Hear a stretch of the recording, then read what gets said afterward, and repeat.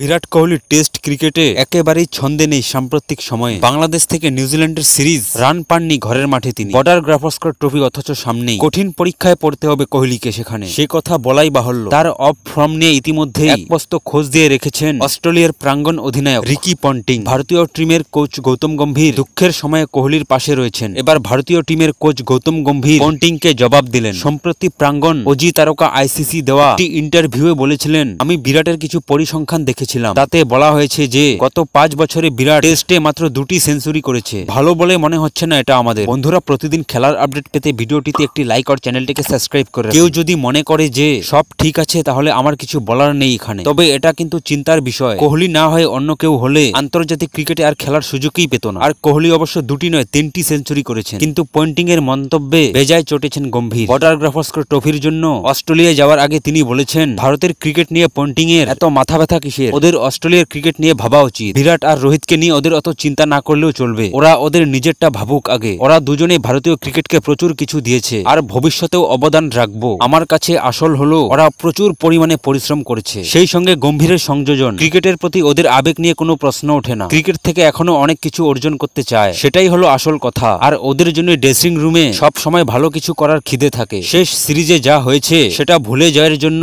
এই খিদেটাই আমার কাছে সবচেয়ে গুরুত্বপূর্ণ। বন্ধুরা, গম্ভীরের সমর্থনে অস্ট্রেলিয়ার রানে ফিরতে পারবেন ভারতীয় দলের 2 মহাতারকা। চলুন দেখি আগে কি হয়।